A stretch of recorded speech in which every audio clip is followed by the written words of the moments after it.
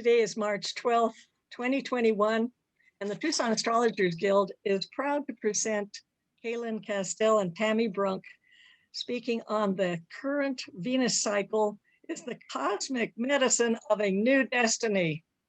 Woohoo! Cayelin is the co-founder of the Shamanic Astrology Mystery School. Tami was the past president. I've known them for a long time. I'm so looking forward to this presentation tonight to help me think in a new way, tell new stories, and learn more about this current Venus cycle. So please, everybody, put your hands together and welcome Cayelin and Tami to the floor. Thank you, Gail. Thank you so much. It's so exciting to be here. And this is, of course, Tami and I love this subject so much. I'm going to go ahead and share my screen so we can show you lots of great visuals that will help us to understand some of what we're talking about. And this really is a super rare 19-month Gemini Venus cycle. We're going to talk about why that is and why it's part of a cosmic medicine for a new destiny. And so Tami is going to help us understand a little bit of the overview of what we're going to talk about. Yeah, so we're going to just start by talking about how we see the Venus cycle through the shamanic astrology lens, and how that differs from some other systems. And then we're going to talk about kind of the origin story of how we even created, Cayelin and I, Venus alchemy, because it's kind of an interesting happening.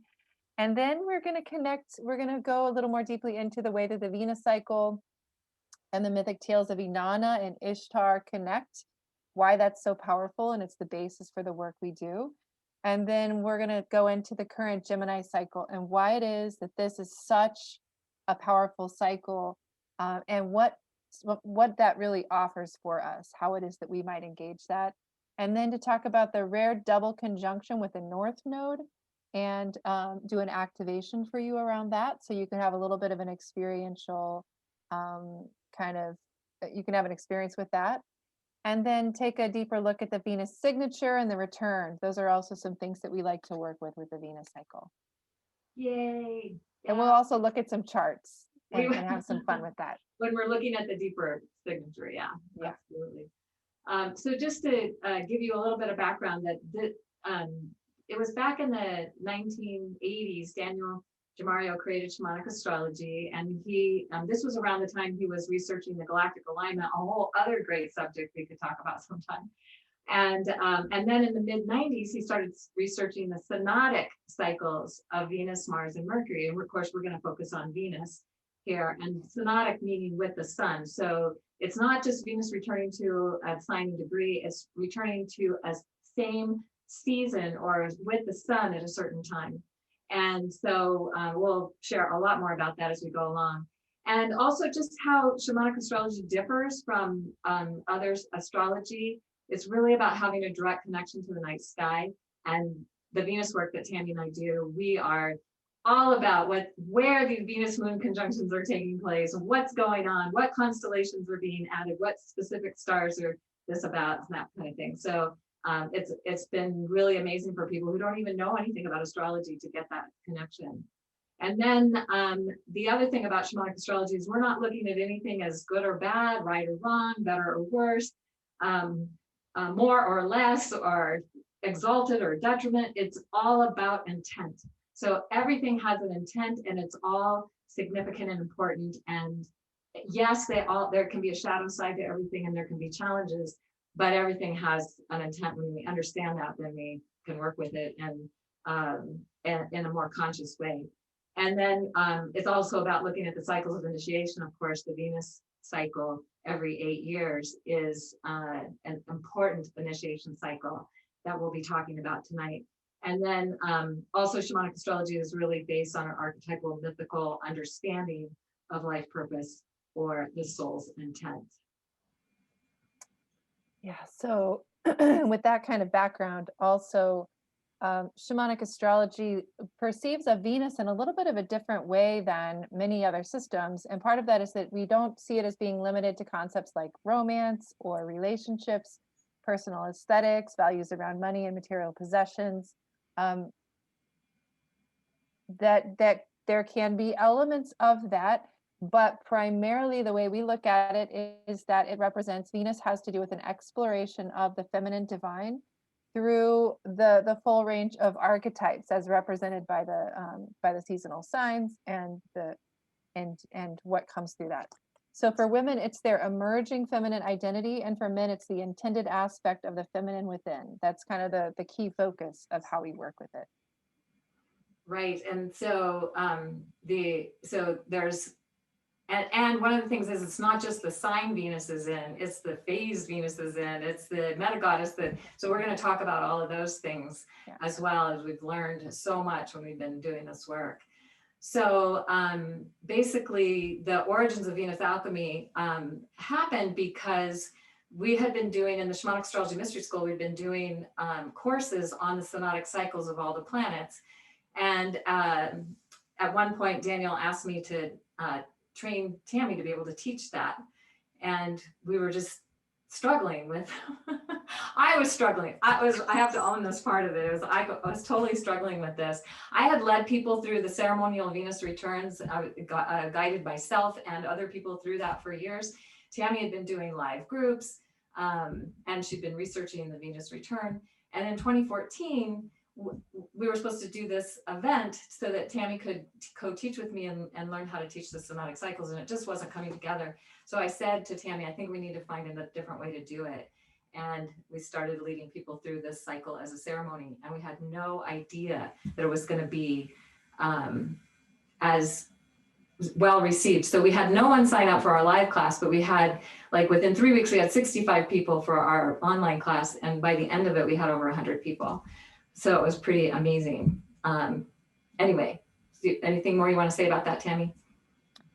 Yeah, I just think, because for me, I had learned, and I think a lot of people felt this way when they first started learning the material, that it turned me on so much to learn about this connection between the Venus cycle and the Inanna descent story, that because I have Aries ascendant and Gemini moon, I am one of those people who wants to just jump right in, and it captivated me. And so I started actually guiding people through it. Like, we would wake up at 5:30 in the morning. There was a whole little group of us. And so far as I know, I was the first person who actually did it real time through the whole cycle. And it was so magical to do it in real time. And I think all of you can understand that when you work with these ceremonies, but a full Venus cycle. And so it was so alive and it was so vibrant. And so then doing the research with the Venus returns, it's incredible. There's no other system that really was looking at it in this way and seeing how powerful this 8-year Venus cycle is. So from that, and then when I was so excited when Cayelin and I were going to teach this class together to get to be able to do it, because I was actually already going to do this as an online course. And then when we started talking about this, and it didn't work out to do it at Faywood, and then we decided to do it online, and it just 3 weeks, I think, notice, and that many people getting enrolled, it was really very clear that this was something that wanted to happen, the really big collective return on these mysteries. It was really clear with all the energy behind it. So yeah, so I was really excited to be able to make this, for us to do this together, and hard to believe we've been doing it now for 8 years. Almost, Yeah. right? and when we were doing the first class, there were many people in the first class who said, "You're going to do all of them, right? You're going to do all. You're right. doing this," and we hadn't even really thought that far ahead. So we were like, right. Okay, yeah, sure. And we had enough people that were interested, so we kept doing it, and that really was the birth of Venus alchemy. Yeah, well, and because really, I mean, about a third of the people who started with us, at least in some cycle in and out, have stayed with us through all of this process, because it's really become a vibrant community. And I think all of us, when a new Venus cycle comes up and it's a new archetype, which we'll talk about, there's something so exciting about being in the flow of that, not only personally, ceremonially, but also in this larger container. So yeah, so it's been an incredible collective journey. So at the end of the first Venus cycle, Tami and I got people together at Faywood Hot Springs because we were supposed to do an event at Faywood which is what got us to go to start doing it online. And so, and one of the things I thought was, well, we get people interested, they know what we're doing, they'll come. And so we had over 15 people that showed up, and it was in the dead of summer. It was June solstice at the crown chakra ceremony. So it was not the best, most pleasant time to be at Baywood, but people were so excited to be there. Oh And yeah, it was powerful. And we did a coronation for everyone, and we have a photo somewhere of Gail with the crown, which is very sweet. I should have found that. I had that. And then what was exciting is that the next cycle, the Leo cycle, it was so interesting because Cayelin had these dreams with Sekhmet, and then I ended up becoming friends with and part of a priestess circle with a woman who had been a priestess at the Sekhmet temple. And so after I met her, for 3 years, she'd been the priestess there. So I was like, Cayelin, why don't we go, again, this is the real time thing, right? Why don't we go to the Sekhmet temple and be there for when Venus rises as morning star for the Leo cycle? So a little small group of us, including Anne, she was the priestess, and some other just dear friends, including some just wonderful shamanic astrology longtime people. We got to be there, and we got to welcome morning star Venus in the sign of Leo at the Sekhmet temple. So we might do it again someday. yeah, that would be pretty fun. Yep. So go ahead, Tami. Okay. So one of the most powerful things, of course, I think many of you at this point have probably seen this, is that Venus creates a 5-petaled rose pentagram as it moves through the sky. And to the Egyptians and Celts, the pentagram represented an underground womb where we are reborn. And the pentagram has long been associated with the divine feminine, the goddess, protection, magic, and the 5 elements. And this is just one of the, you could say one of the reasons or one of the manifestations of that that's just so brilliant, is it's reflected in the actual way that the Venus cycle works.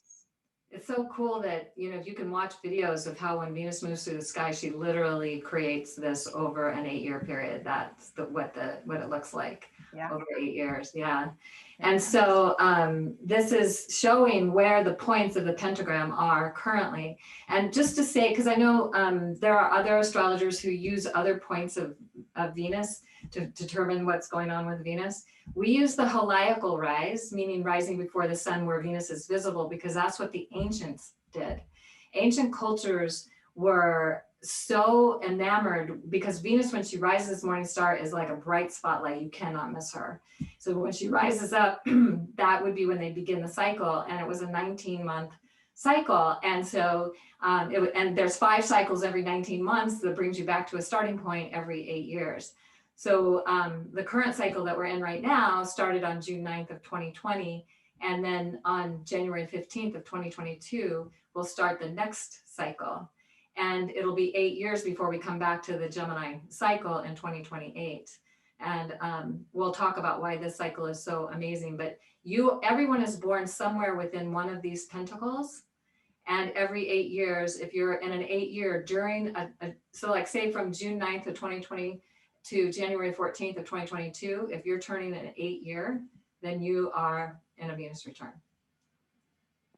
So if you want to find out when your Venus cycle, what was the Venus cycle that was happening before you were born, this handout, and you'll get these slides, you'll be able to do it. You look for the date before your birthday. So if you were born, say in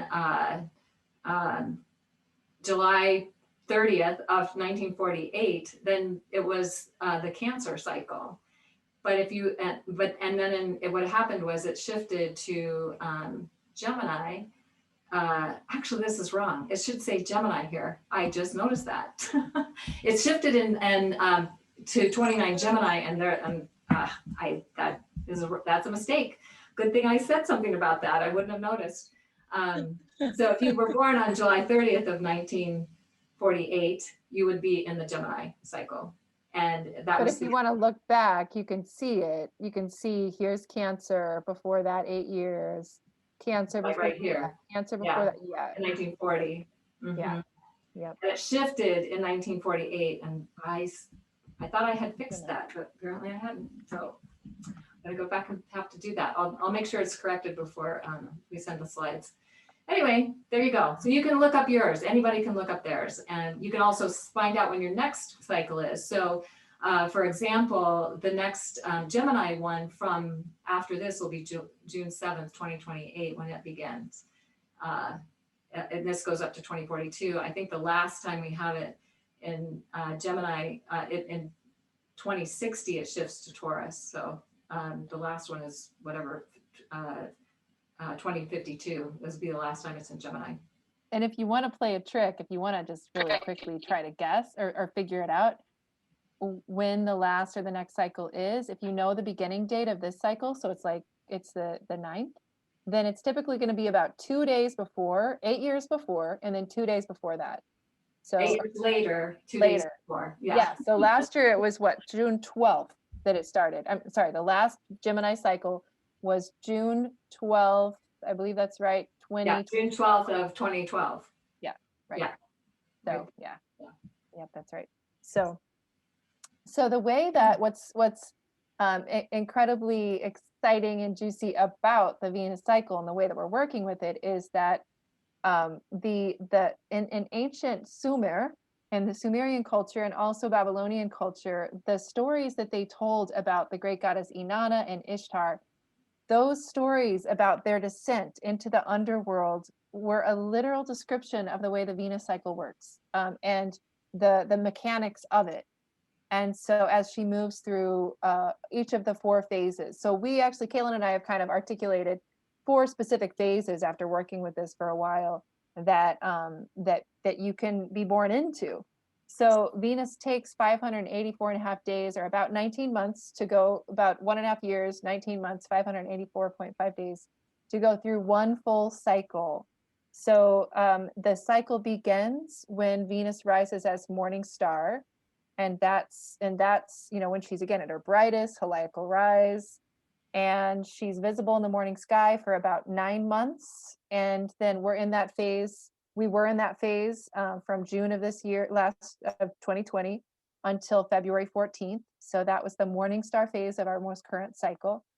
And in that phase, the goddess Inanna in the stories, or Ishtar, she's required to remove a vestment, or what in the Sumerian they would refer to it as the meh. The word in Sumerian was the meh. Those are the adornments: her crown, her earrings, her necklace, her breastplate. Each of these 7 items that also represent the chakras in the story as it goes, she's required to remove them on the way down into the underworld. So it's the removal of those vestments. That it corresponds to the conjunction between the waning crescent moon and Venus on the way down. About every month, Venus and the moon are together in the morning sky. That's when she's letting go, waning moon, letting go, until finally she is in the Inanna underworld. That's the first phase is morning star. Second is the Inanna underworld. That's when Inanna goes through a shamanic death and rebirth. It begins when Venus is about 10 degrees away from the sun, not visible, for about 60 to 90 days. And that's began around Valentine's Day of this year, and it will complete around May 3rd, 4th, is when that's the period of this Inanna underworld phase. Then there's the evening star phase of the cycle, and that's when she's rising. And I will just say too, in the Inanna underworld, that's when she is at inferior or interior conjunction with exterior conjunction. So on the other side of the sun. So she's as far away as she can possibly be from the earth on the other side of the sun. That's why she's invisible for so long. And then when she reappears in the evening sky, she is ascending and coming closer to the earth. So brighter, higher in the sky. And so she's reclaiming her vestments with the crescent moon, the waxing, growing crescent moon, and she's getting stronger, reclaiming her vestments. And then what we've come to refer to as the metamorphic underworld, we call it that, or that's the changing identity. That is the interior conjunction where she's the closest to the earth, she's retrograde, and she crosses between the earth and the sun. And that's a very rapid, like the blink of an eye. It's a magical kind of a period of the cycle where she changes completely. So she one day she's evening star, a few days later she's morning star in a new sign, and she begins a new cycle, and she shifts from one archetype of the goddess to another, beginning a new cycle. So, and then everyone's born somewhere in the story. It's part of your Venus signature beyond the sign of Venus at birth. And it's incredibly significant in terms of our initiatory path and how we show up in the world. If you're morning star, evening star, if you are metamorphic underworld or Inanna underworld. And we'll talk about that with some charts later too. Yeah, so we'll give lots of great examples. I just also want to say that this is where you can find out what was the meta goddess on the world stage, and I will correct that mistake there. But it's so that adds to, so if you have, we'll share with you, like if you have Venus in a certain sign and you have a different meta goddess, that gives us additional information about either your emerging feminine identity if you're a woman, or if you're a man, what is the aspect of the feminine or the goddess within or the feminine within that you are intended to connect with. And also what phase you're in is really important. Like whether you're morning star, that has a very specific meaning. If you're underworld, it has a very specific meaning. If you're evening star, it has a very specific meaning. So we'll share. Well, and also just to go back for a second, I think it's important to reiterate again that from the way we see it, and this is not the way every system sees it, that the cycle begins when Venus rises, is morning star at heliacal rise. She appears at that point, visible in the sky, and whatever sign she's in at heliacal rise is going to be the overtone or the meta goddess, the archetype of the goddess who's on the world stage, going through this evolutionary journey and involutionary journey over the period of the 584 days. So that's we see that as one of the aspects. And also the Venus return, your Venus cycle is gonna last, it's not just gonna be on your birthday, it's gonna be the entire Venus cycle that you were born into, and which is highly significant in terms of observing your Venus return cycle and how you work with that. It's really fascinating because in the story of Inanna or Ishtar going into the underworld, they choose the initiation.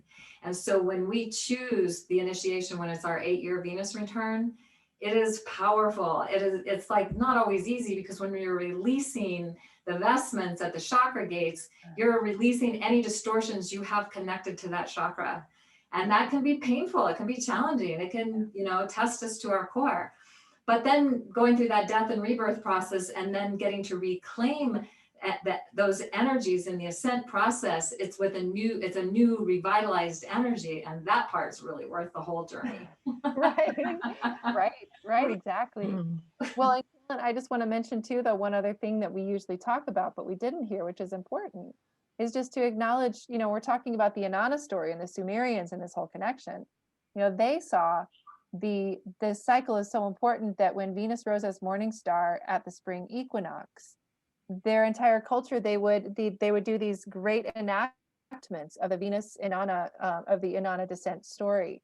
And so that's also again part of why we feel this has been so many people have been drawn to it, is because it's this longing to reenact the collective experience of this cycle and of the Inanna story, which is still relevant for our time, if not more so than then. Yeah, so good.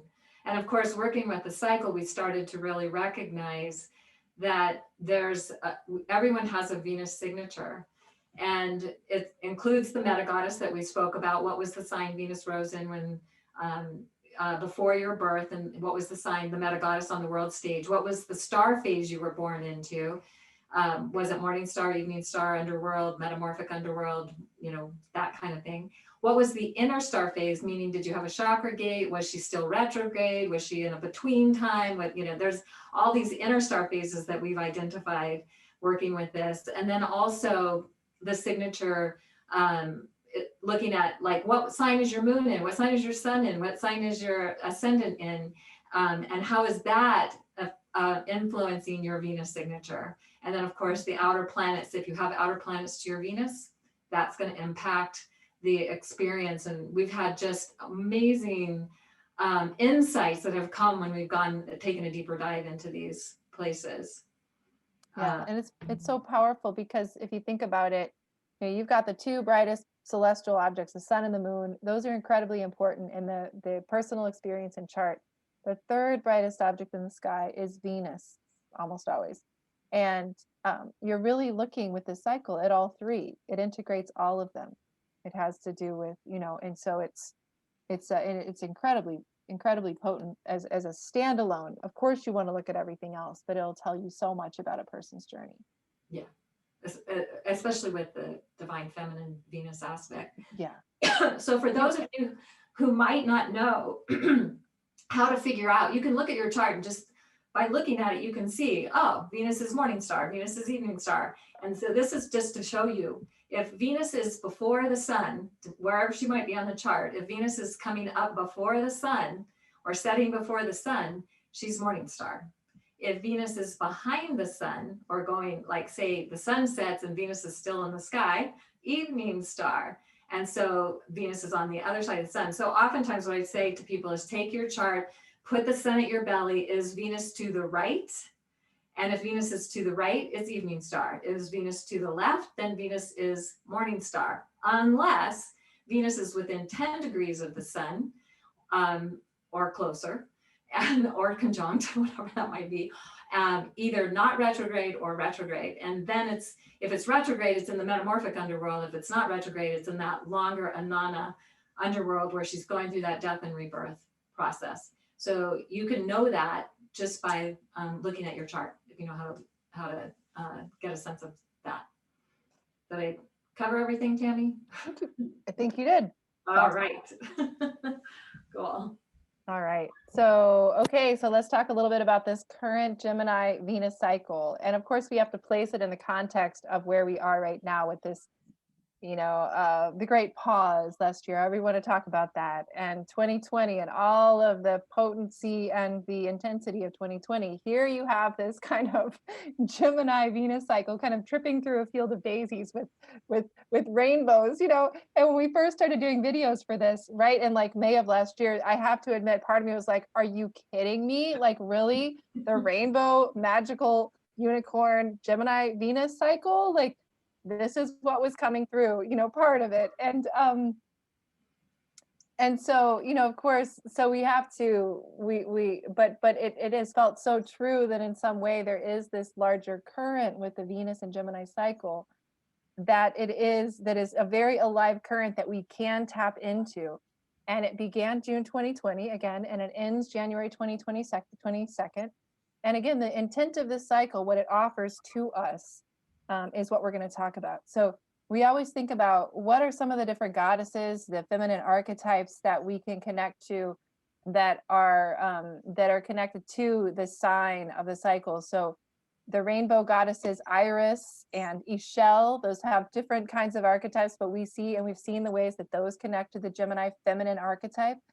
It's also important to recognize that when we do the Morning Star Descent journey, part of what we're seeing and feeling and collectively meditating on is how has this archetype of the feminine specifically encountered, or what are the distortions she's had to take on because she's been trying to exist in the context of patriarchy. So we're actually encountering and dismantling that specifically. So in any case, Ixchel is a good example of that. If you study the moon goddess of Mayan culture and what she's kind of like a symbol for what happens, I think, to the magical feminine in a very dense culture that is somewhat misogynistic in some ways.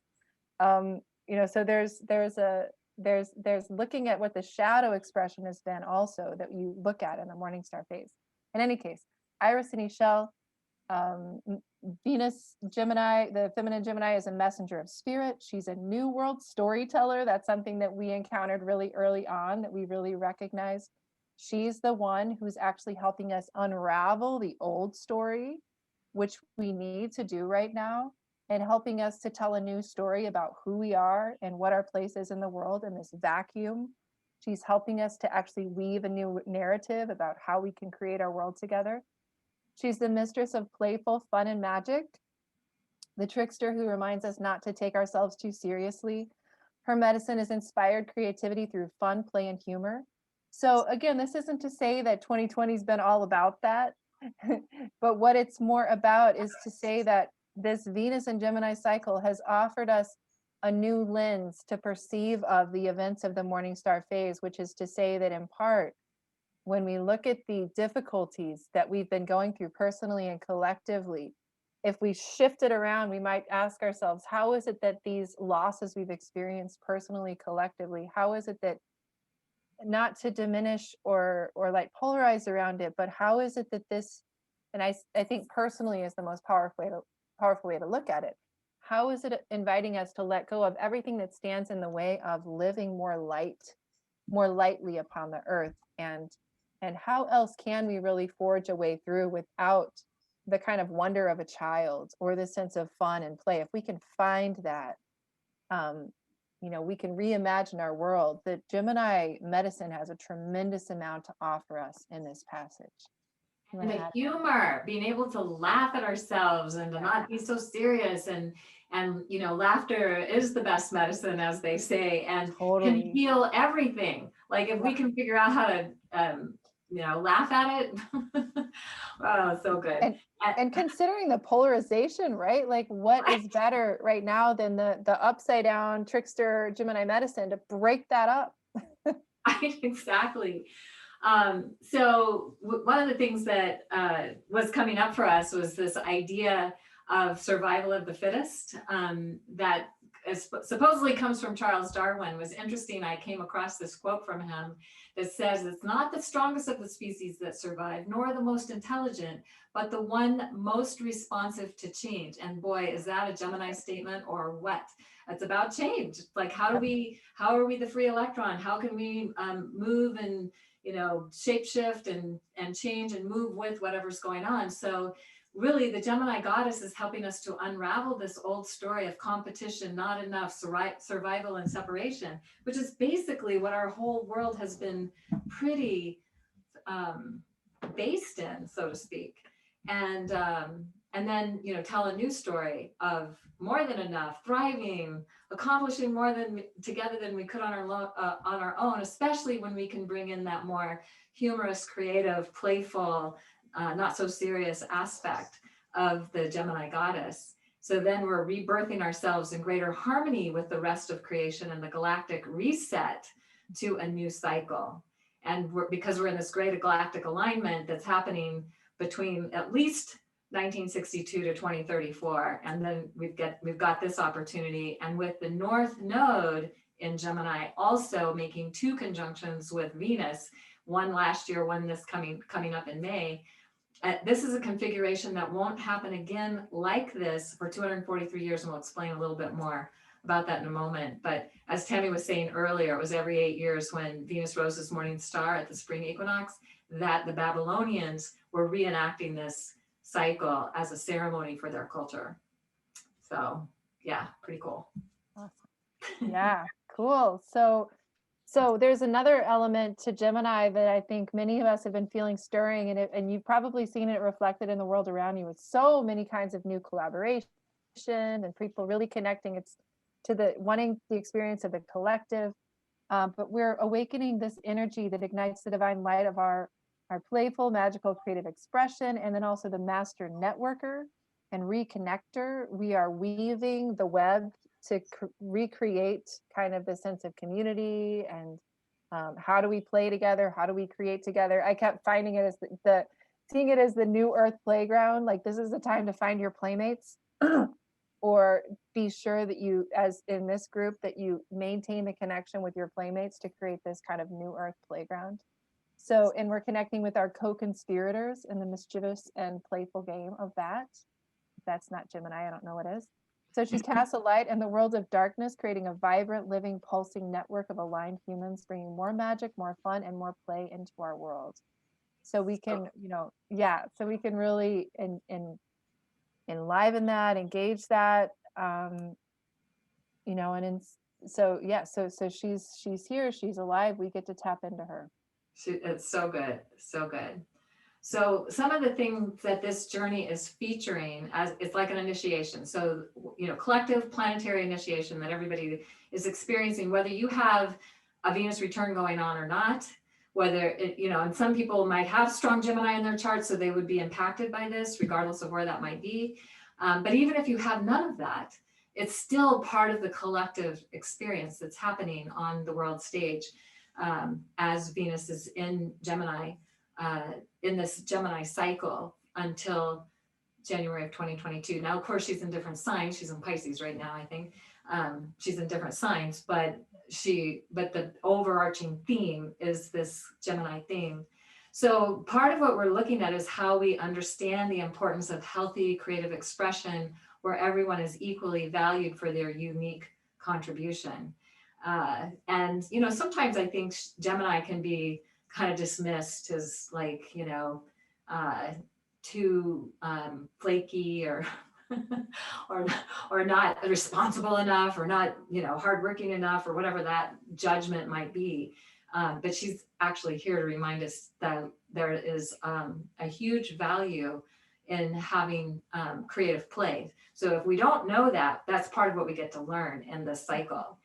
And knowing the self through fun and playful service to the divine, because Gemini is in service to the divine through play, through the, you know, telling the stories that help us to see ourselves in a different way and have more fun and be playful and laugh at ourselves, and seeing the humor in the darkest, most challenging places. And boy, that has been challenging. Yeah. Last year, but I'm with this in mind, I've really been practicing that for myself, and it really helps. So this is also about releasing the pain of hierarchy and domination and power over. And we can see that that shadow has been really powerfully present on the planet. And this is the energy that's helping to hopefully maybe transmute and transform that. And then recognizing we can accomplish far more through creative play than seriously following human rules. Yeah. Boy, we had a few more human rules thrown at us lately. I know, right? So. Yep. So, yeah. So the rainbow goddess journey as it relates to the story of Inanna or Ishtar as the planet Venus, and I've kind of gone over a lot of this already anyway, but Venus spent nearly 9 months as morning star from June 9th, 2020 to February 13th, 2021. And in that phase, she, meaning we, because this is a collective journey, have been releasing all the distortions or blocks in the way of her expression and her authentic self. And so she was descending through the chakra gates as symbolized by the Venus moon conjunctions. Just something to know, when the moon is in the morning sky, it is looks like the C shape. You know, so it's that waning moon, and it's connecting in the morning sky, and then you'll see it's the opposite shape in the evening sky. And the underworld Venus, where we are now. So this is the part of the cycle we're in now, from February 13th to May 3rd of 2021, and it's about 85 days. So you may remember we said it's the underworld phase can last anywhere from 60 to 90 days. Sometimes it's shorter, sometimes it's a little bit longer. So this is one of those longer ones. And basically what we see is here's the Earth, here's the sun, and here's Venus. So if we're looking out towards Venus, we have to look through the sun. We're not going to see her when she's on the other side of the sun. So she's hidden by the light of the sun. Basically, she's with the sun, the source of light and life for our planet. So there's a possibility for an alchemical transformation of death and rebirth that Venus can go through, and, you know, going, say, from her caterpillar self to her butterfly self, going through this metamorphosis or death or shamanic death and rebirth in the underworld. That's where we are until May of this year. So then she'll be rising from about May 3rd to January 2nd. I think it's January, it's around that time. She goes retrograde, and then she goes, because it's January 15th when she rises as morning star. I think I looked that up though. I think I have the right date. I'm pretty sure I have the right date. It just depends on how you want to see the end of the journey. But so she'll be in the evening star phase in that phase. And then she'll be reclaiming her authentic, playful rainbow goddess self. This is how we are engaging it. This is our intent. When she conjuncts the moon representing the chakras. So she's gaining in strength as she goes through the gates. And then the Venus cycle ends and begins again January 14th, 15th, 2022 with the Capricorn wise grandmother meta goddess on the world stage until August of 2023. Yay, we love the grandmother goddess. She's so good.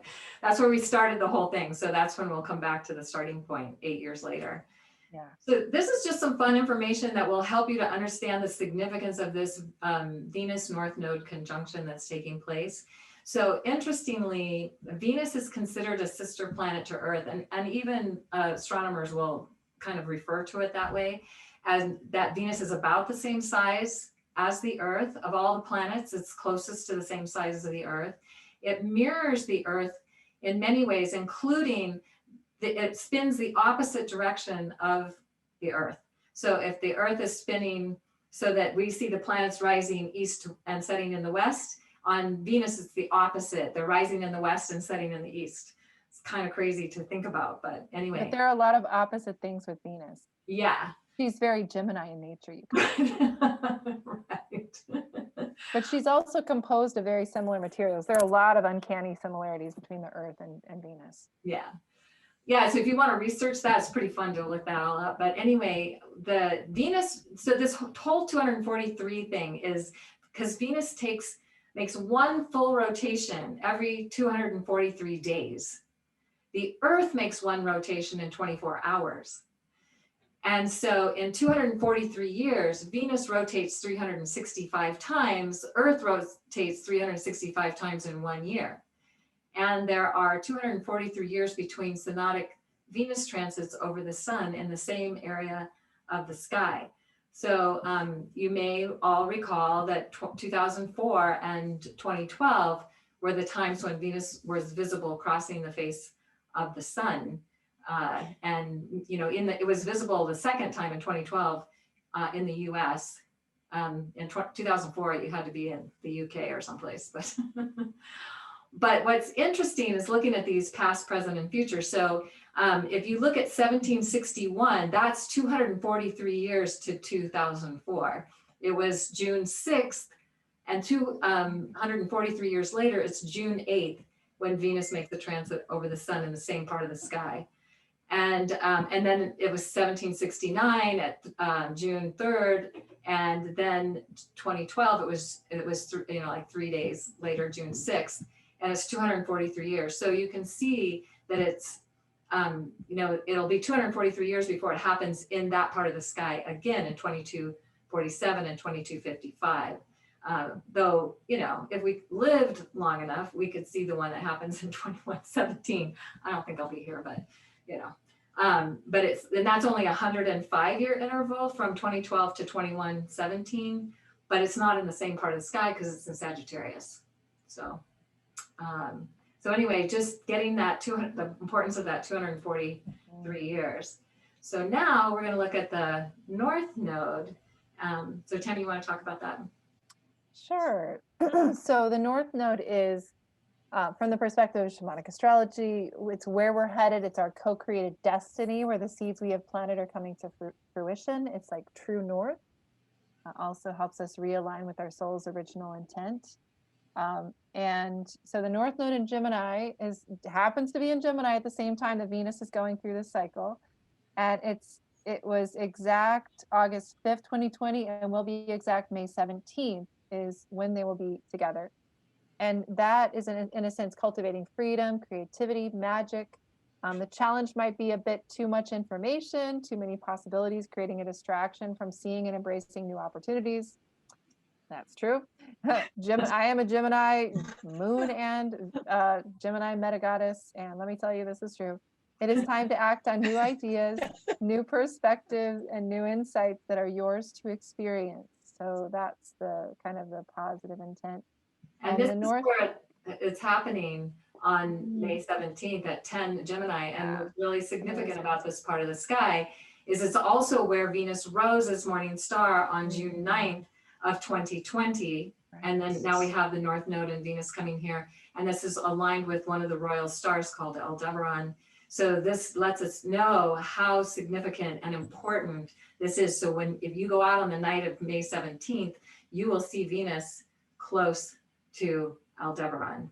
Mm-hmm. Pretty cool. Yeah. You won't see the North Node, of course, but right. But you can feel it. You can connect to it. Yeah. Well, what's interesting is, just so you know, the North Node is in Gemini from May 4th, 2020 to January 18th of 2022. So it just so happens to be kind of with you know, the Gemini cycle, it is in Gemini the whole entire time. In fact, it will have already shifted to the Capricorn cycle by the time it leaves Gemini. Mm. Yeah. And one of the reasons this is so significant is that, so every 56 years, the North Node and Venus come back together to a starting point.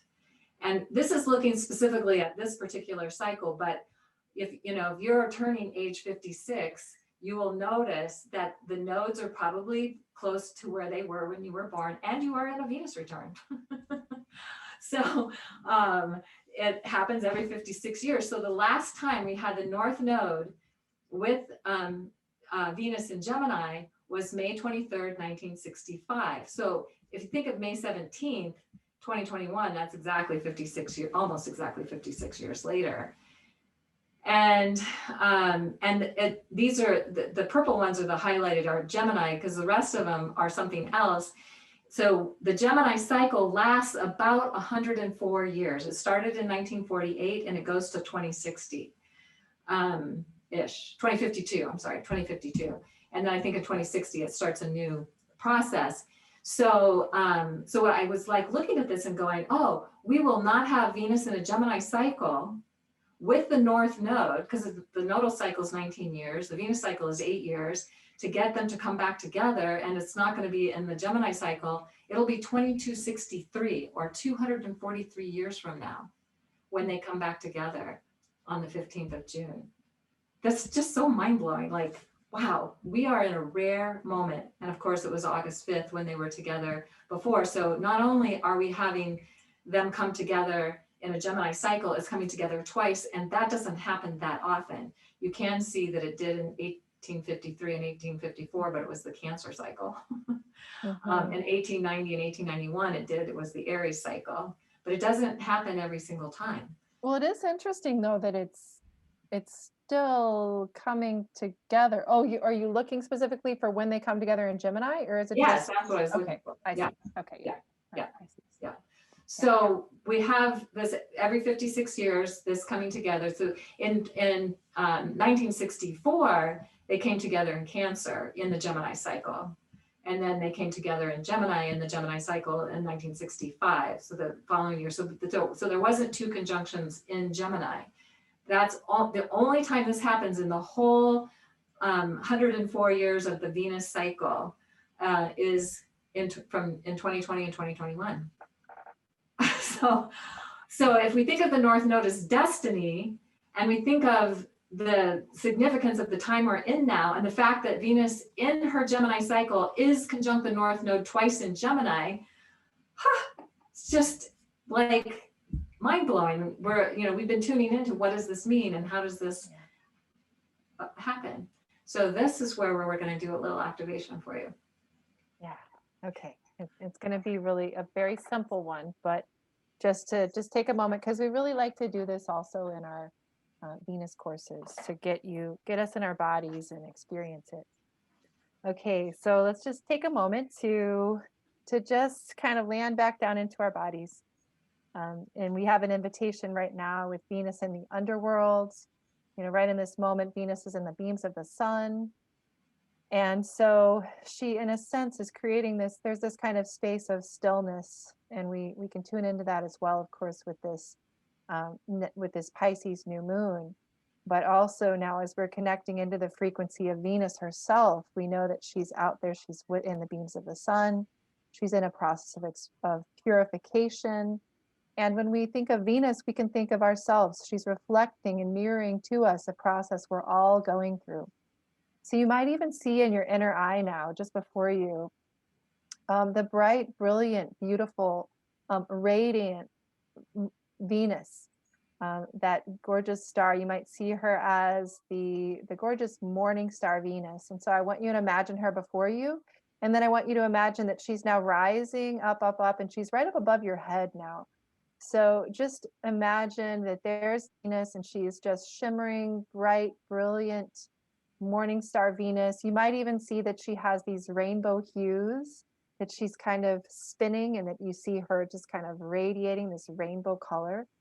And that is the morning star Gemini Venus. And so as you feel her above your head, I want to invite you now to experience that there is these streams of rainbow light that are now filling your body, that are just streaming down into you, and they are coming into contact with the top of your head, streaming down into your head and through your crown chakra, streaming down into your body, filling every part of the body. When you feel that rainbow light now come into contact with your heart, you can now feel the way that it really deeply enlivens and makes come alive the lightness of your heart. You can feel how if there's been anything that's heavy in the heart, you allow that rainbow sparkling light to just with ease to kind of move that down down through the body, and so that it moves as this rainbow light continues to stream down through the body,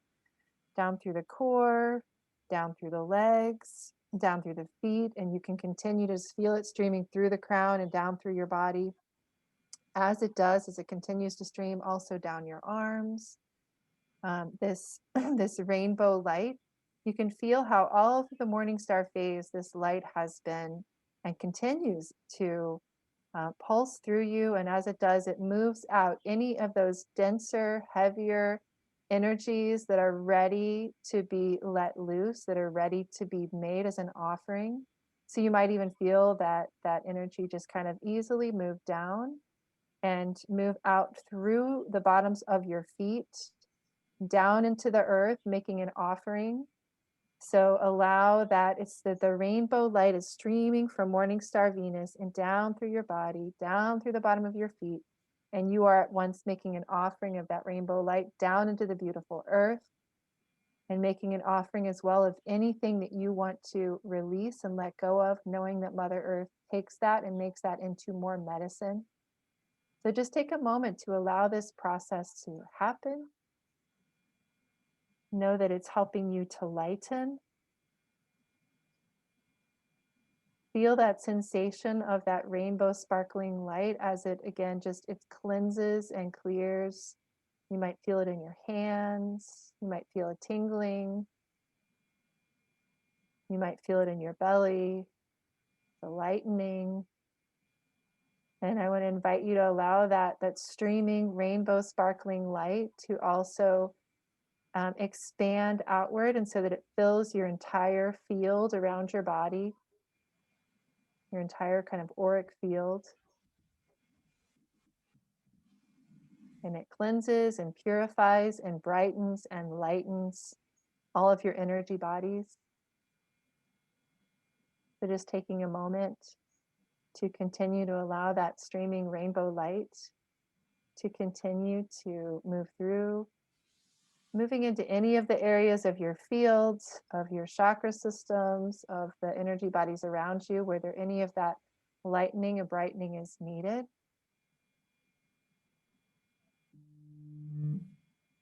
And as we just take a moment to sense into and feel the ways that we are now lighter and brighter, you might even begin to feel the sensation of kind of the way that now that we are lighter, that we've been releasing with ease, that that this sensation is taking us even down to the level of our DNA, that this light is activating us even to the level of our cells and to the level of our DNA. And we can feel that kind of sparkling rainbow light kind of waking up and opening even down to the level of our DNA. And we feel that kind of tingling energy, that sensation of lightening at every level of our being.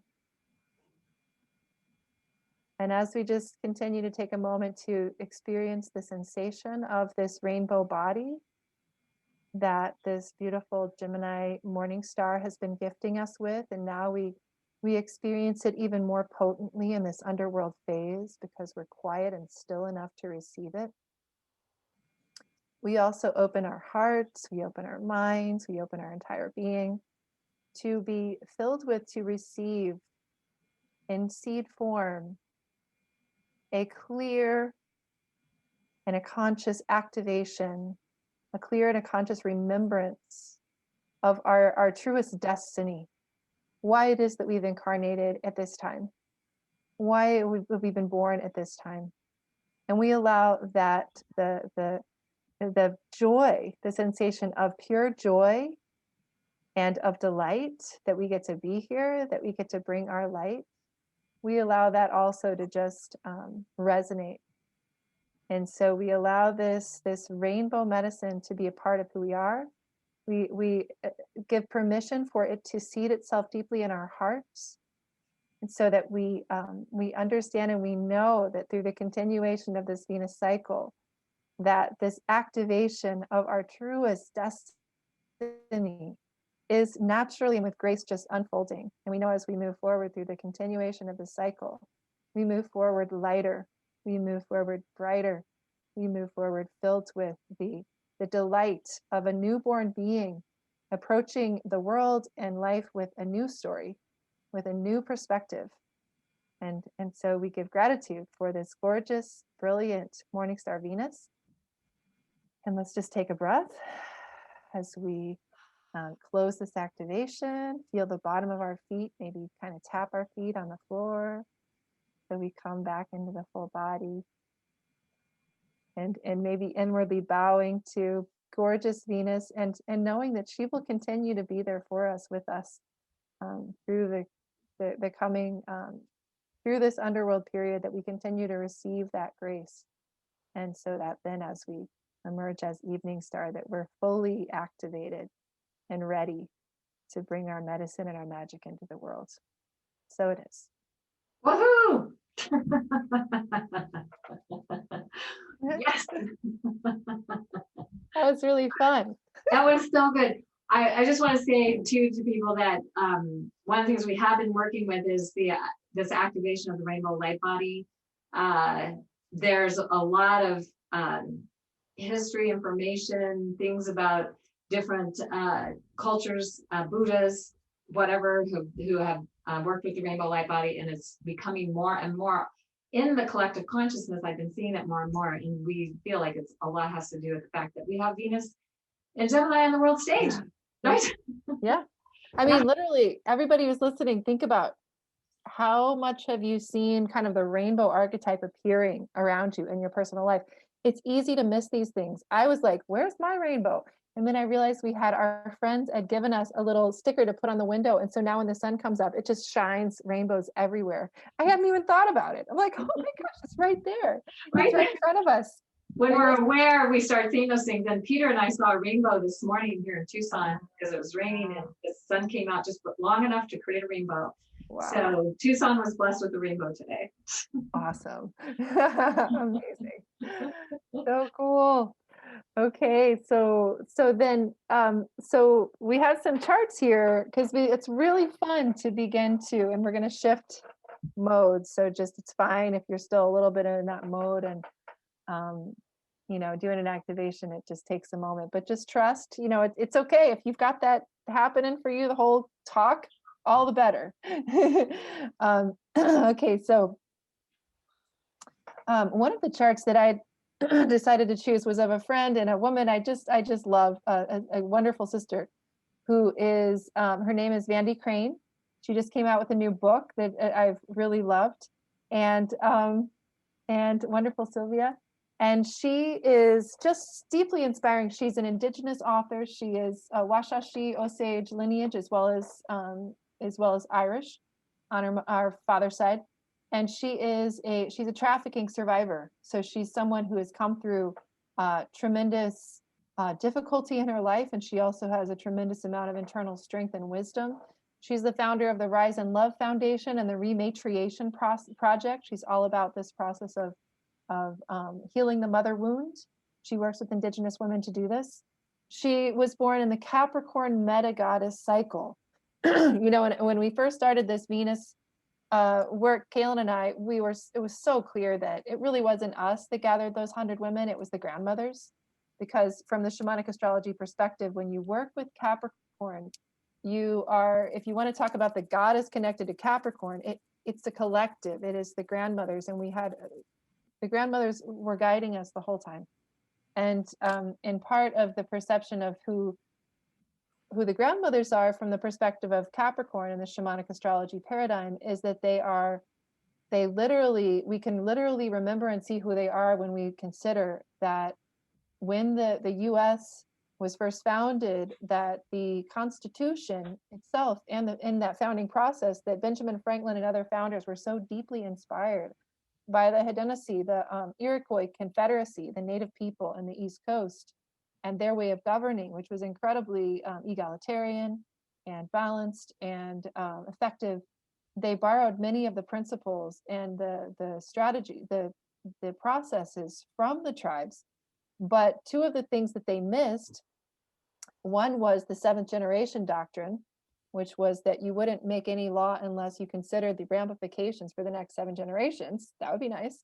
And two was that it was the circle of the clan mothers or grandmothers in those communities who made the final decisions. So, and that was because they had the deepest root to the strength of their ancestry, and they also had the highest vision to really consider the needs of the next 7 generations. So we're always looking for those grandmothers to arrive. We know that they're here, they're among us, and that it's time for them to actually, and they live within us.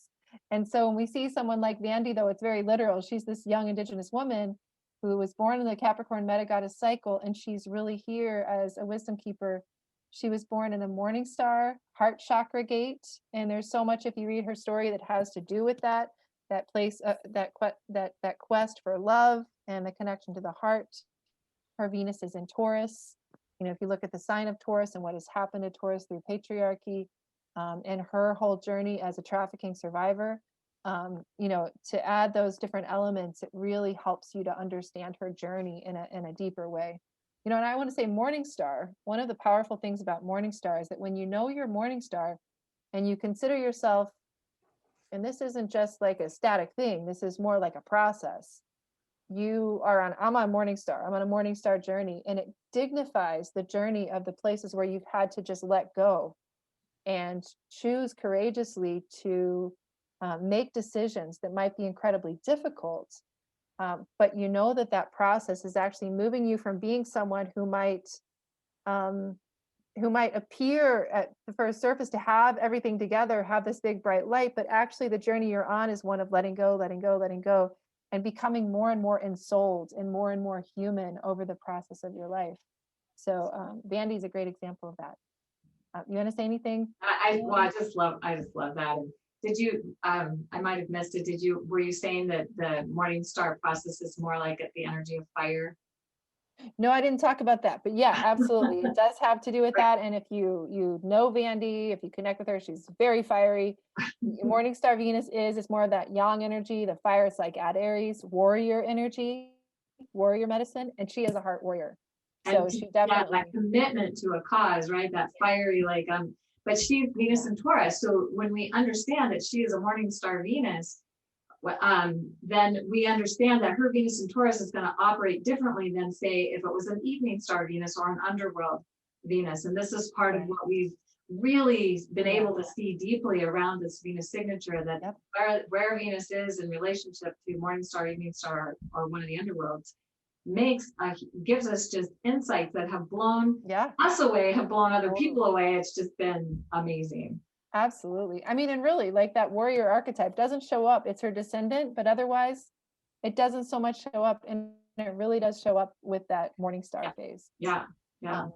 So, okay. And then another wonderful elder grandmother, Deb Haaland, who is the nominee for the Secretary of the Interior.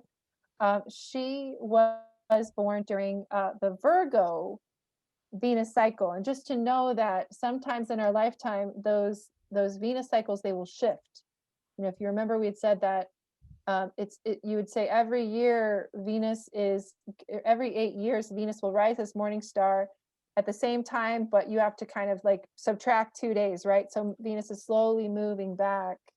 And so that she's going to ultimately spend about 104 years doing that 8-year cycle in the same sign, and then she'll shift to the sign prior. So she does what's the word?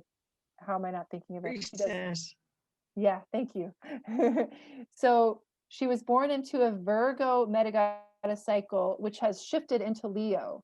And so when we find people like that, there's kind of it's always going to be Virgo as this kind of overarching feminine energy that she's here, that she's in service to. And that will often, the meta goddess will show up kind of in a sense around how you show up in the world. It's kind of like the feminine midheaven, if you, as it were.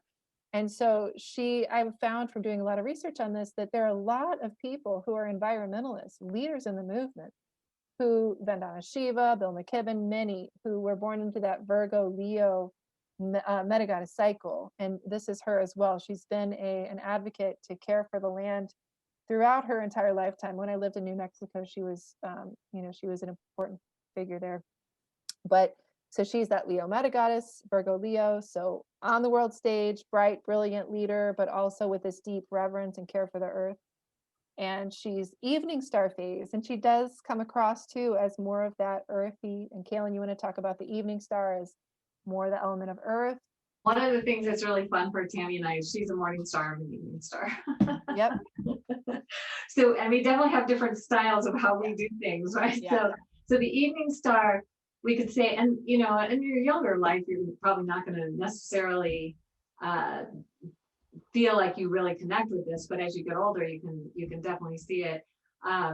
And that is this is the earth energy. So if we look at Capricorn, Virgo, and Taurus, and literally Venus as evening star has been called the goddess of love and beauty. But she's also a grandmother. She's been fully initiated. She's a high priestess. So the thing about the evening star is she's a little more thoughtful, and she's going to be wise about her choices, hopefully. Like morning star might just like kind of tend to rush into things or not really think about it too much, just act on it because that's what fire likes to do. Whereas earth might just take more time to think about it and be thoughtful about how to do it in the best way and to get the best results as a result. So that's Cayelin. All right, you morning stars out there. I don't know if you noticed, there seems to be some preferential treatment there but Wait, what? No, it's definitely, it's absolutely, there's very much, and of that with the morning star, there is that like more impulsive, like Aries, and then with the Venus, the evening star, it definitely more thoughtful. Now see, I'm Venus in Aries and I have an evening star Venus. Yeah. So I can be impulsive, but mostly I will think about it. So it's kind of like thinking about it and then acting on it. When I'm committed to the action, then I'll take that action in a very fiery way. But if I was Venus in Aries as a morning star, I would probably have a whole different way of approaching that. Yeah. It is very much like Dane Rayar said that Aries or Venus morning star is like at Aries, so it's action before reflection, and Venus evening star is more reflection before action. And we'll see that when we went to Feywood, we did see this play out. We actually divided the women into groups, and we had one man, but I think it was just women at the time. And they divided into groups, and the morning star and the evening star groups were so funny because the evening star, I think they just like got all their stuff done early, and then they planned it. They sat down right away, planned. Morning star went off to do whatever, and then kind of they sort of more ad-libbed it. Yeah, right. And then the underworld was definitely more underworld. We'll talk about that. Yeah, they were definitely more underworld. So, but in any case, wait a second. I want to go back just for a second to Deb. So so she also is born at that heart chakra gate, but evening star phase. So again, you've got this, the chakra gate, that's an inner phase.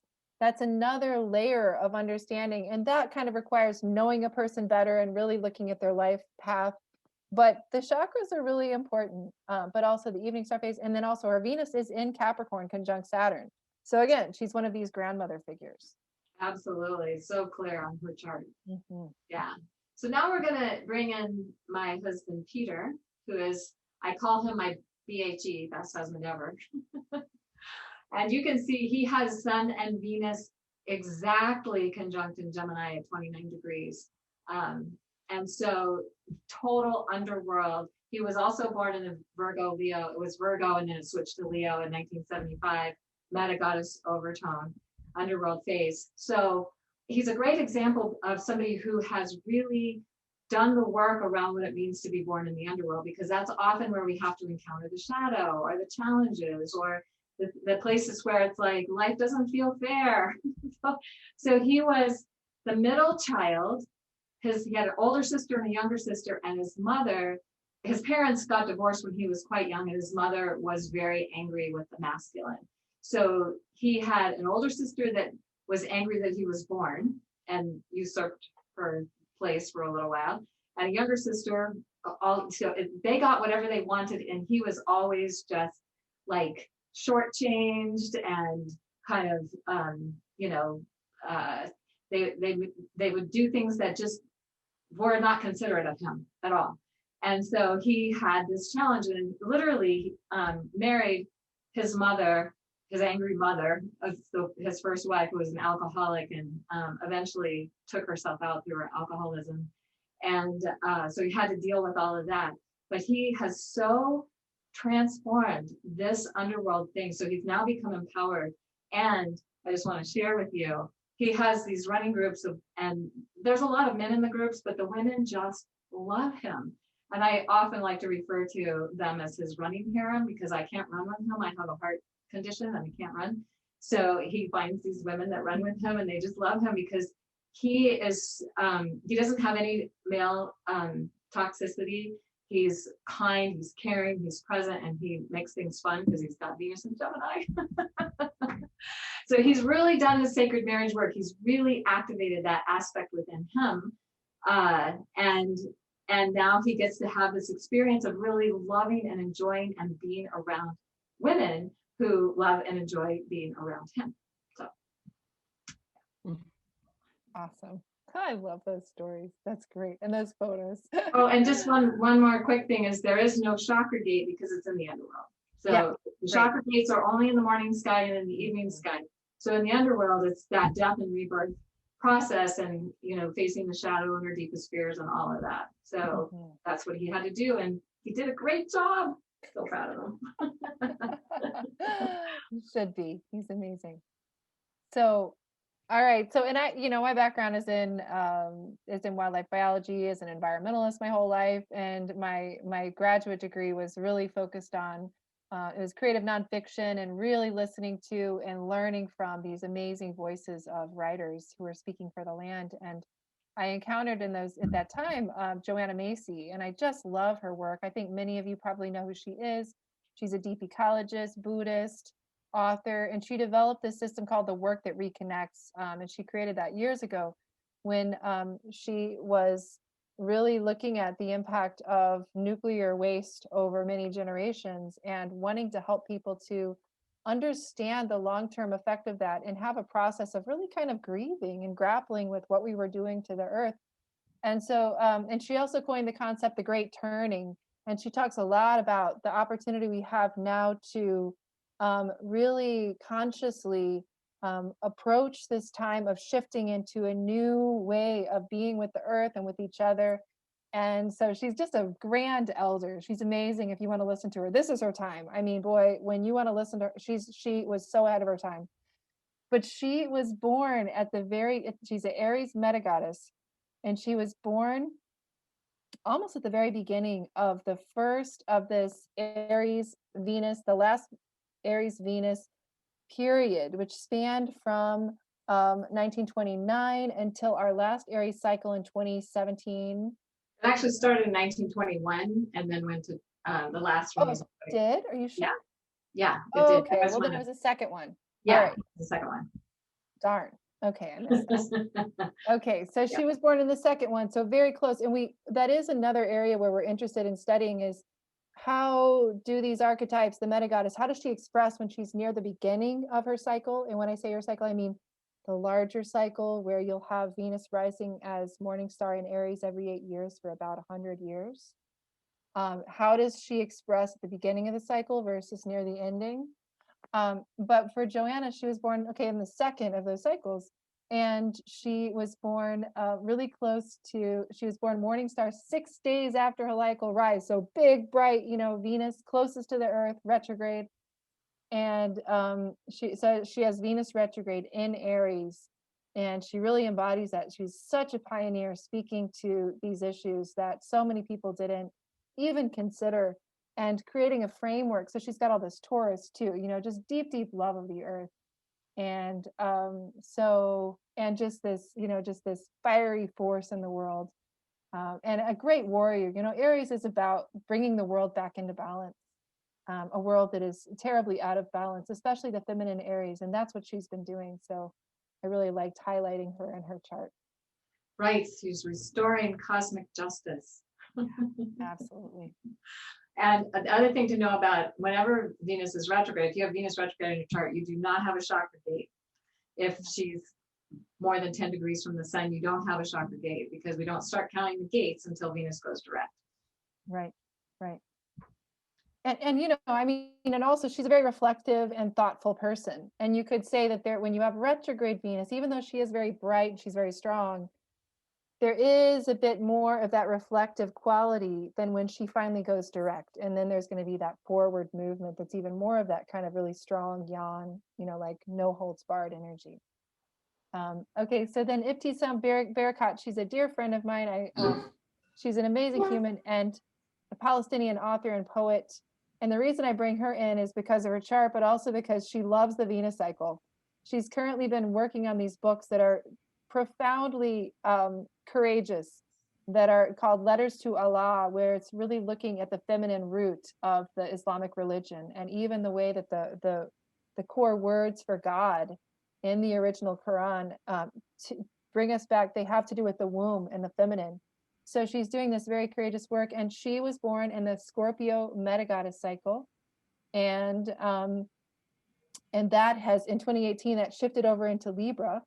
And so she was born in the Inanna underworld. She is a refugee. She's a Palestinian refugee. She's written many books for young adults about her experience as a refugee and coming of age. And she's a beautiful poet. And so she really, embodies that experience of being the underworld goddess. And it's Venus in Libra. She's very much about justice and balancing, also in the way that Libra is. And her her Venus is conjunct her midheaven Juno, Ceres, Pallas Athena, and square the lunar nodes. I mean, just incredible. And again, when we take these walks regularly, and when I was telling her about the Venus cycle, she was blown away, because she was in the middle of her Venus cycle. And when we looked at the dates, it was just like she had gone back to Palestine for the first time in many years at the very first gate. And in the underworld, she was unpeeling. She worked it hard. Like, she was unpeeling all these layers, healing her relationship with her mother, all of these things. And then she won this incredible award that was right as Venus was conjunct the crown chakra gate. And I told her it was going to happen, right? So it's fun. But in any case, so I share this just because, again, her chart just reflects so deeply. When you look at Venus, she was in the underworld. She doesn't have, this is one of the interesting things, she doesn't have a lot of like Pluto, 8th house. She does have Mars and Scorpio, but beyond that, it's not a lot of that underworld signature. If you didn't really think about this from the perspective of Venus in the underworld, you wouldn't necessarily kind of get a lot of the elements of her life journey. Right, absolutely. Boy, that is so true. And this is why understanding the underworld, even for Mars and Mercury, as well as Venus, can give us some additional insights when people have that as part of their signature. And I've seen this in lots of charts as well, where people don't really have Pluto or Chiron that feel underworld, like, that they would have, but they've had those kind of lives, definitely. Right. Yeah. Right. Yeah. So, and then another friend, Rochelle Sheik, she's a founder of a wonderful program, Koya. It brings together dance and ceremony and yoga.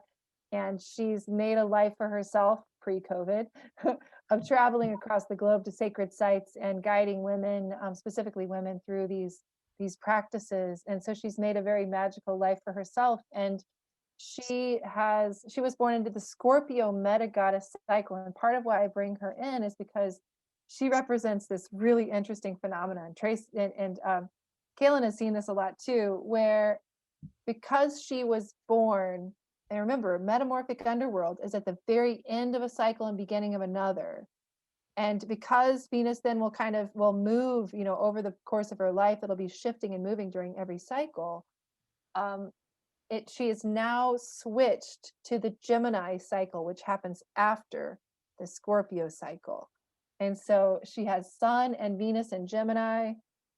Her Venus is retrograde, of course. And so a couple things to just focus on there. She really does carry that Gemini medicine. And she's also a person, we talk about people who have kind of a between signature, and she's definitely that, very liminal. Because not only was she born in the metamorphic underworld, which we see as being kind of like a Gemini or Aquarius energy anyway. It's an air energy, and it's about rapid metamorphic change. So that's very liminal. And then she was born into the Scorpio metagoddess cycle, and the Scorpio cycle just shifted into Libra. And then she also now, at her birthday, in the center of her Venus return, it will now be in the Gemini cycle rather than Scorpio. So wow, she's just like, doesn't fit in any of the boxes, which Gemini doesn't want to anyway. It's so, I remember the first time I encountered this, and I was like, wow, Venus retrograde, you were born in the previous cycle, but you're actually your cycle's really going to start, your 8-year Venus return is going to start in the next cycle. And so I asked her to pay attention, like, okay, so did it feel like, so when I did the session for her, it was in the previous cycle, and then the other cycle was about to start. And I said, so could you just tell, like, here's what you might experience in the Venus return. And she definitely felt it was the next cycle. So that was very helpful information. And we've been looking now at a lot of other people who also agree with that perspective, that it shifts for them. Yeah. Awesome. Yeah. It's really wild to meet. You don't meet that many. I mean, it's like what we said, 1% that are born in the metamorphic phase. So I'm like, yeah, because it's only 8 days of a 584-day cycle. Right? It's like such a small part of it. It is, but they tend to be people who are very magical and very there's something very kind of magnetic about that energy. Yeah, absolutely. Yeah, so the metamorphic underworld it's just been kind of blown our minds to really tune into that and realize, oh, only a very small percentage of people have this. Some people, and like with Rochelle, it was evening star shifting to morning star. I mean, it hadn't conjuncted the sun yet, so that hadn't happened quite yet. And then it was going to go into the next cycle. So she was right at the very tail end of the previous cycle. It's just amazing. Yeah. So, and then one more chart. Rosita Arvigo is just this wonderful person too. She's another elder. I love these little elders. I mean, she's not that much of an elder, but she's getting there. So she is an herbalist, she's an author, and she's a founder of Arvigo Therapy, where she and her husband went to Belize. She's from Chicago, but they moved to Belize, and they founded this little farm out there, an incredible little site. And she began to study with this Mayan medicine man healer, and he taught her all of much of his healing practice. And from that, she developed a therapy, including abdominal massage and care for the womb and the digestive system. It's very accessible for people in the West. It was incredibly helpful for me. And she's also brought the stories of Ixchel, the Mayan goddess of the moon, into kind of more of an understanding in the West. So she's a great figure. And she was born in the Cancer metagoddess cycle, which also is pretty interesting because she really has almost no Cancer in her chart, and yet so much of her work has to do with the womb. I mean, literally, it has to do with women's mysteries and the womb and Ixchel and all of these traditions. And so that's where you also see, okay, it shifted into Gemini, but there's still this root in Cancer that she was born with. It's important. And she was also born in the Inanna underworld with Venus in Gemini, and So, and so she's got an interesting one where Venus is in a different sign than the sun. So she's also got this strong love for the earth and for the natural world that she carries through as kind of a permaculture farmer, herbalist person, that she brings in as well. And she's got Venus and Gemini conjunct Mercury. That's another interesting signature where we've found, and there is a lot of tradition to support this, that when Venus and Gemini come together, that there is that understanding that that is when the light of the Shekinah or the sacred feminine is present in our world. And she also, with the kind of remembrance of Ixchel in the Western mind and consciousness, has been a big advocate for a return of the sacred feminine, specifically the Great Mother. So yeah, so that's all featured there. And also, I just want to say something quick about Venus and Mercury coming together. They come together every 40 years, and then also 400, 40 and 400. And in at Solomon's temple, they built the temple to track when Venus and Mercury rose together at the spring equinox. It would happen every 40 years. And that was one of the things that they were paying attention to, because they felt that was the return of the Shekinah, the light of the divine feminine.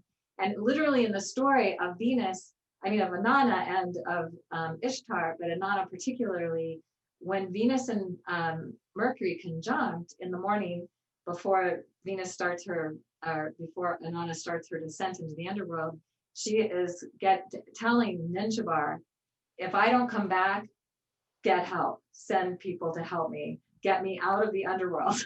I don't really want to die. I don't want to really be dead yet. And she's like, I'll do the initiation, but I want to get brought back to life. So that's what Ninjabar does for her in that story.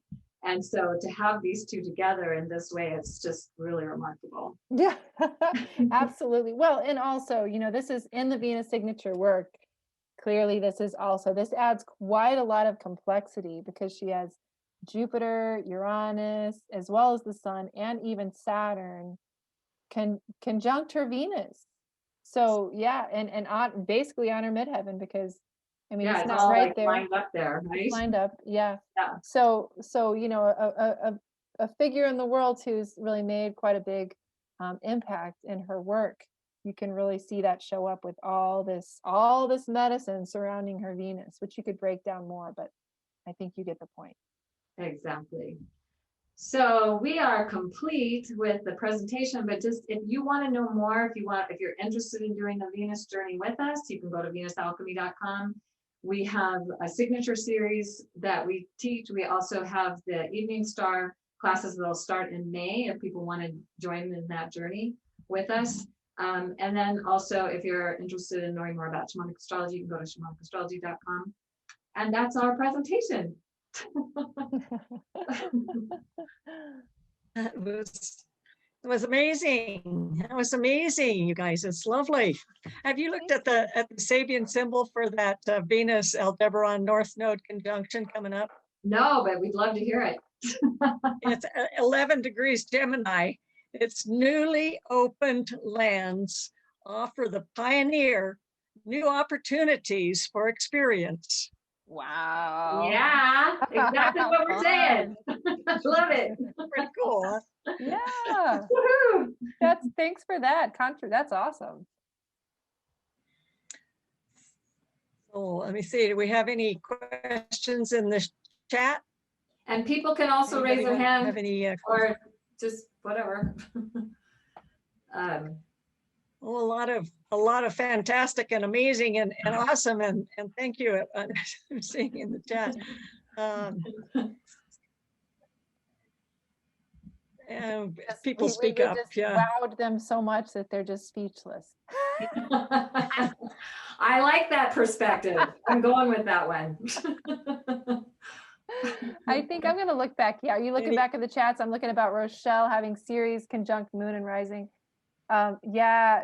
So how do you say your name? Saliv? Saliv, like believe. Oh, Saliv. Oh, what a cool name. Thank you. Oh yeah, I came up with that. Nice. Good work coming up with your own name. So yeah, I think it's interesting that Ceres is conjunct her Moon and Rising. Also, she has Mercury in Cancer, so that's going to show up in a very similar way. Yeah, she does have that mothering, nurturing energy too. Mm. It's really sweet.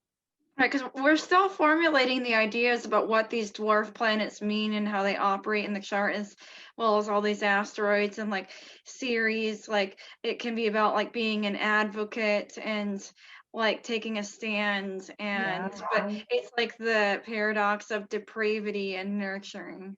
Wow, that's powerful. Yeah, Powerful to consider that. feast and famines. Yeah. You So had I a wonder, question like, about, how does that apply to Rochelle? Because there was I just a question. There was just a question about where to find your meta goddess. Yeah. And that's why when you get this, if you're a member, I'll send you the link to this whole presentation after I have when I get to it. fix something It'll come- first, but I'll send it to you as It'll- soon as I get it fixed. Yeah. I'll probably do it Yeah, tonight. I'll send the PowerPoint out. And Well- also you can contact Cayelin or Tami or even myself if you want me just to look it up. I'd be happy. Just email me and I'll look it up for you and tell you what it is. Yeah, awesome. Well, and so, you know, we moved through everything so fast that you may have even missed it, but right, there's a chart. Go that back and actually listen shows to the you. recording. Yeah. Or look at the That'll help. PDF. Yeah. chart that is- Gail's gonna- You have that chart that Cayelin was talking about where she made that one little tiny little mistake about the putting Cancer instead of Gemini, but that was the chart. Well, that I you would had go fixed to that. I must have to pulled up an old find- document is what I probably did. I had fixed that some time ago and I must have pulled up the old document and didn't notice. So, oh well. Yeah. Oops. So, which is, It hasn't been Mercury retrograde over my Mercury or anything. Sylvia has Moon in Gemini. So yes, love with the meta goddess in Gemini. She's beautiful now. I think there might be some people on tonight that are in their Venus return year. Anybody in multiples of 8? I know I am. I was gonna say, Gail, think you somebody are. else in is Cancer. Oh yeah, you are too. Yeah. Yeah.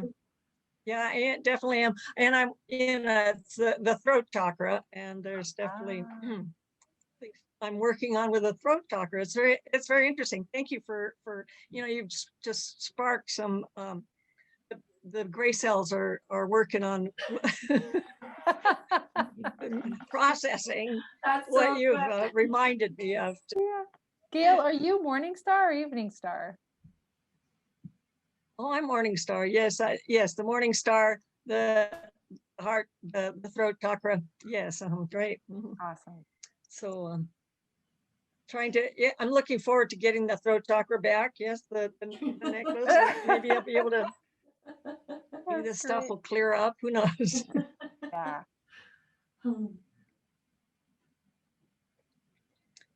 Anybody else? We'd love The to hear idea, from the you. reminding. Come on. Jane, didn't you have a question? Jane raised her hand. Where is she? She had to get off or something, but she had a question. But I don't see her on here anymore. So somebody, you can also. She said something about me. Go ahead, Gail. I'm sorry, I didn't mean to interrupt you. I'm sorry. She had raised her hand and I was hoping, but I think she has gotten off. So anybody else raise your hand if you want to, or just unmute yourself and ask a question. I have a Venus return this year too, Awesome. or had it already. Well, so wait, so you're turning a multiple of 8 when? Or have turned already? I don't know exactly when Venus went over my Venus. My Venus is at 0 Aquarius. But so. No, but what year are you, Margot? What's your birthday? 44. What year are you? You're 1944. how old are you? You're okay. So you're not in your Venus return. That would happen in 4 years. Okay. I'm She's just bringing up wondering. something It says really to periods of important. Understand it. So Margot, you're bringing up something important. Venus returns to the same sign and degree every year. It's only every 8 years it returns in the same cycle you were born into, with the sun near your birthday. And it's not going to be always exact on your birthday, but it'll be very close.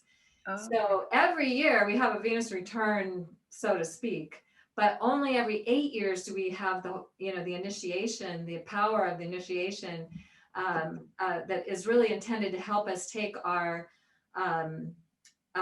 intended Venus expression to a higher octave, to go through that initiation, to yeah. go through that death and rebirth process. So, yeah. Okay, thanks. I totally misunderstood. But obviously all of us have a Venus return every year, right? Yeah.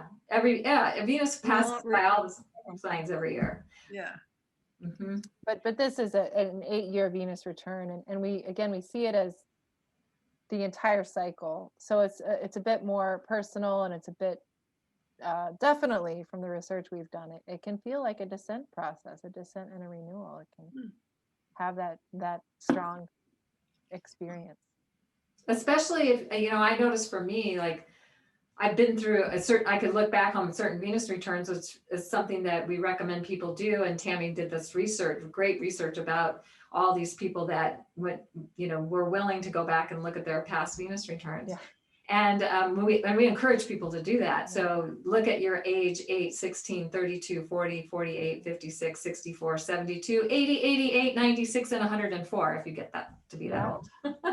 And look at those times and see what happened. And you can oftentimes see patterns emerge, or themes that kind of tend to emerge in those cycles of the Venus return. But if your evening star is going to start earlier than your 8-year birthday, and if your morning starts, it's probably going to happen not long after your the cycle starts. So it depends on where you are in the cycle, how long it's been going on when you have that return.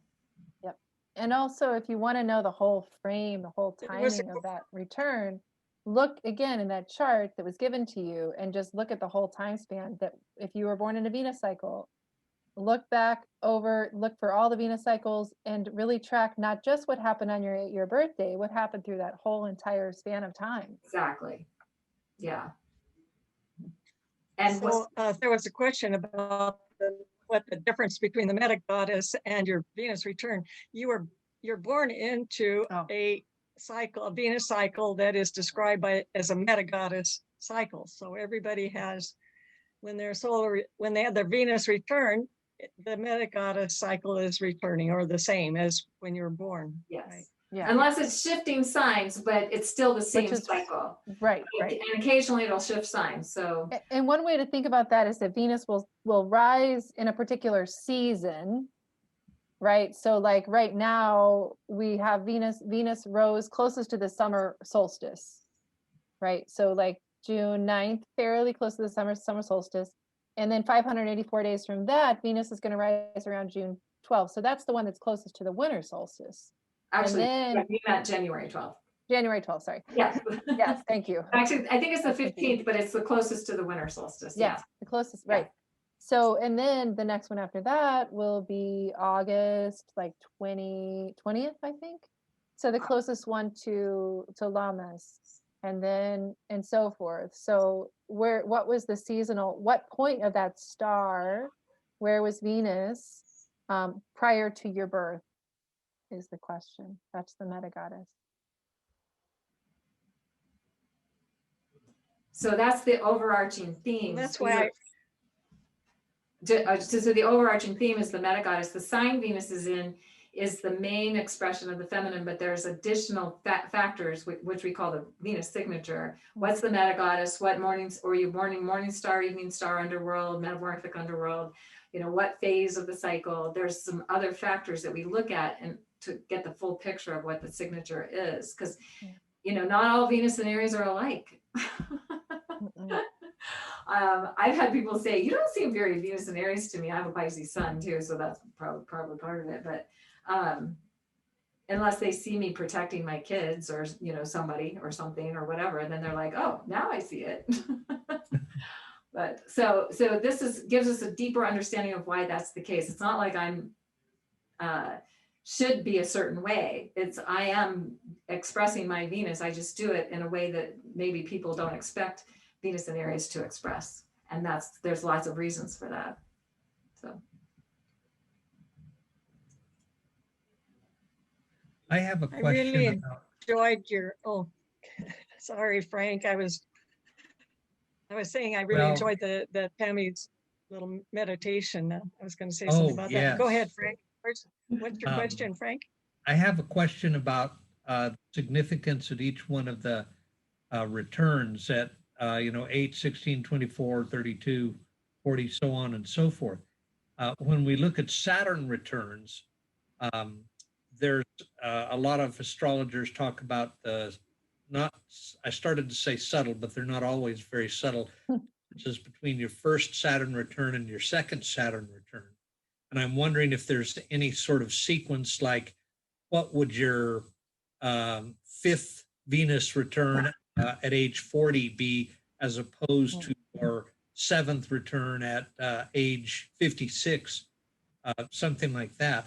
I suspect because there's so many of them that we can't really differentiate that much. Most people will maybe get 3 Saturn returns in their life. First and second one can really be kind of differentiated, although of course there's generalities about Saturn returns, whatever one they are. So I think my question is, first off, do you have anything to say about, the 4th, 5th, 6th, 7th Venus return? And I would assume that if we can't really differentiate just by the number, that you would look at what's going on in a person's chart at their 4th, 5th, 6th, whatever Venus return, sort of the way you read a solar return chart. The sun is exactly the same place, but you have to look where the moon, Venus, and what houses they're in and all that. So I'm being kind of wordy here, but It's a great question, Frank. And I just want to say that each Venus return based on age. So like, for example, age 24, you have a Jupiter return happening at the same time. Age 32, you have a Mars return happening at the same time. Age 40 is significant. There's a Mercury return that happens around that time, but there's also, it's the 5th time Venus comes back, and 5 times 8 is 40. Venus is retrograde for 40 days.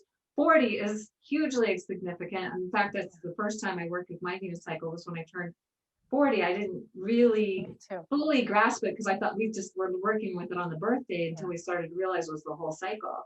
But I was in a priestess process learning how to do ceremony. So I did work with it. I just wasn't as conscious of it being my Venus return. So, and 48 is like in this window of a Jupiter return, a Mars return, and a Venus return. Like 3 things happening between age 47 and 48 that are just remarkable. And so it depends on, if you're in a Pluto cycle in any of these, that's going to have a big impact on it. Or if you're in a Saturn cycle with any of these and a personal other cycle going on, that'll have a big impact. But the age 56 Venus return can be really magical because it's also the nodal return. And then age 64 is another Venus Mars return. So there's other things that are happening along with these Venus returns that can create a unique feature to them. But the thing we do know is that when people work with this with intention and, pay attention, go out and watch the Venus moon conjunctions, work with the chakras and that kind of thing, it is life-changing. It was life-changing for me. And at age 56 was the first time I really worked with it because my life was a mess before that. So I had intention to do it before that and had kind of worked with it. Then I helped other people work with it, but I just couldn't get it together for myself. And it changed everything for me. It just was so powerful. And that's part of the things that I was doing then were some ideas that we incorporated into what we do with leading people through the cycle. And, things that Tami was doing with her groups, which was that pretty much same cycle, actually, I think. Yeah, the Scorpio cycle in 2010. Yeah. So we were able to then incorporate a lot of our experience into taking people through this cycle. And we just keep growing it every single time. It's been so fun to watch it evolve. And it's such a good question too, though. I think in the level that what we found, like Cayelin saying, is that it's very different. You're going to have very different experiences if you are willing to engage it conscious, kind of like Inanna choosing to go to the underworld rather than Persephone. You know, she actually made a choice. She was doing it deliberately. And not that things don't happen that you're not choosing, but also, as with any other cycle, there's going to be octaves, you know, and it can be, not always, that if a person's been working with those cycles deliberately, that the intensity, you know, the lessons become more subtle. Because early on, it can be very much that in the Venus return, there are major life events featured. What I saw in the research was big events like abortions, like endings of major relationships. Some of the most, you know, I've had a lot of people when I do the Venus, readings, and we go through their Venus life review, that I say, okay, take a look at what happened in those cycles. And then we get to the reading and they're like, holy cow, like, I don't even want to know anymore because they're all so hard, you know. They can be really, yeah. Yeah. That depends. Can you say anything about, because of the place of Venus in the natal chart, what it's being aspected by, or what it's aspecting, really Right. determines a lot of how you experience the Venus return every 8 years. Things that you'll have pull into your experience, right? Yes. Yeah. Yes. Because, you know, I, in my age 32 Venus return with the Mars return was pretty hellacious for me. And the ending of a relationship, my whole world was shattered. I was like, of course, I didn't know any of this then. I didn't learn about it until years later. But when I look back, I was like, wow, that was not a fun Venus return. But later, and working with it more consciously, I have found that I love Venus. I look forward to now having my Venus return. So a lot of it has to do with how we are conscious of it and engaging it as well. Yeah. Well, and I think too, like what you were saying, Frank, you could look at it kind of like a solar return, and you could look at what's happening at your 8-year birthday and use that. And there's also, as Caylin's saying, there are cycles that are even bigger than that happening at the same time that can maybe trump that more subtle influence. And what you're saying, I think, Gail, is, you know, it's also a little different, so that if you have a complex, you know, if you've got Venus with Chiron and then you have Jupiter hit that, it's going to be a massive reenactment of that whole drama. With the Venus return, it might not be that, it might be a little more subtle, because it's not, if that makes sense, because it's the return of the cycle itself. It's not like there's an outer planet aspecting. Unless an outer planet did hit unless yeah, while you're in your Venus return, and then you'd be like, right. Yeah. Well, thank you very much, all three of you. Actually, I was going to say two, but Gail chimed in and she made a good point. So really answered my question and given me more of a perspective about how to do astrology. This was started because I'm going to have my, let's see, 8 times 9 is 72. I'm going to have my 9th Venus return, and also, of course, a Jupiter return, because it's a 12-year interval. This July on my birthday, around my birthday. Oh, cool. Exciting. So, yeah. So, but now I know what to look for. I'm going to look at, you know, other aspects to, based on my natal chart. I have Venus closely conjunct Pluto in my natal chart. So that'll give me other information. I want to know where Pluto is. Not that I don't know that now, but when I sit down to look at my Venus return chart, which is 3 days before my actual birthday in July, or my solar return chart, or any of these, I have a much better idea about what to start looking for. So, ladies, I think you answered my question very well. Frank, I love that you're in your Venus return. And I just want to say also, right now, from now until May, early May, is the underworld phase of the cycle. So you may find that this is an opportunity for you to die and be reborn. So often what we say is, because what Venus is doing, or Inanna is doing in her descent to the underworld, is she's choosing an initiation where she is going to die to who she believes herself to be, so she can be reborn to who she really is. And so that we're in that part of the process of where she's in the death, and, you know, the rebirth will happen as we get towards May. And it's slightly different for men. So this is what we're referring to is your inner beloved, your inner feminine, your anima. Uh-huh. That's what's Yes. being developed Yes, yes, yes, beautiful. from this perspective. Right, yay. This all makes perfect sense. I won't use up the group's time and tell you about my inner journey, but what, I what bet you, it's fascinating. what you two just said really fits perfectly. Frank will have to have a chat. Yes, we will. Your Venus buddies, Gemini Venus buddies. Yes, Yeah, there- yeah. There we are. There There we you are. go. Frank and I have fabulous chats. We get on the phone and we talk for ages. That's what it is. There it is, the Venus metagoddess and Gemini. We both have the same metagoddess, Yeah. Venus and Gemini.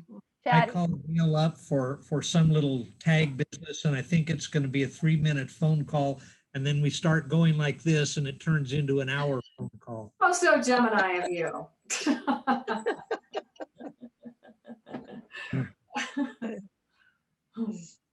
Well, thank you, ladies. You've given us a whole lot to think about, and we've so enjoyed your presentation. It's truly magical. Thank you so much. Thank you. It was our Yeah. pleasure. We love this. Can you tell? We love this work. Thank you. Yes. We love sharing the magic. yeah, and we loved meeting all of you and your beautiful community. So thank you, Gail, for helping put it together. Perfect timing. Hey, Indeed, indeed. hey, Yes. everybody, shall we let these two ladies go? And okay, All right, now good later over there night. where Tami Thank is. you. Thank you. Bye. Bye. Thank you. Bye, everybody. Bye, Cayelin.